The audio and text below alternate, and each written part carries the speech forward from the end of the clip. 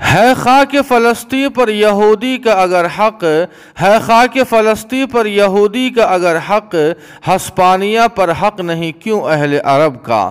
السلام علیکم ورحمۃ اللہ وبرکاتہ۔ محترم ناظرین، شاعر مشرق علامہ اقبال کا اسرائیل کے تعلق سے یہ شعر بہت ہی تاریخی شعر ہے۔ جیسا کہ آپ کو معلوم ہے کہ ایک سازش کے تحت 1948 کو انبیاء کرام اور قبلۂ اول کی سرزمین یعنی فلسطین کو دو حصوں میں تقسیم کر دیا گیا تھا۔ ایک حصہ فلسطین کہلایا اور دوسرا اسرائیل۔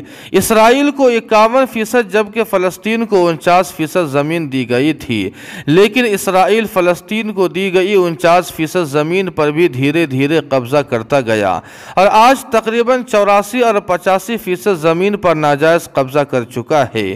اور یہودی ارض فلسطین پر اپنے ناجائز قبضے کی نامعقول وجہ یہ بتاتے ہیں کہ ان کے آباء و اجداد کسی زمانے میں یہاں بسا کرتے تھے۔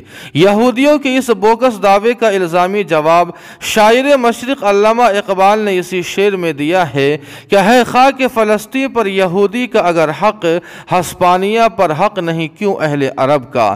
اس شعر کا مفہوم یہ ہے کہ اگر اس دعوے کی بنیاد پر فلسطین پر یہودیوں کا حق تسلیم کر لیا جائے تو پھر ہسپانیہ یعنی اسپین پر مسلمانوں کا حق تسلیم کرنا ہوگا، کیونکہ مسلمانوں کے آباء و اجداد اسپین میں لگ بھگ 700 سال تک رہے اور انہوں نے وہاں مثالی انداز میں حکومت کی، لیکن اس کے بعد انہیں زبردستی وہاں سے بے دخل کر دیا گیا تھا۔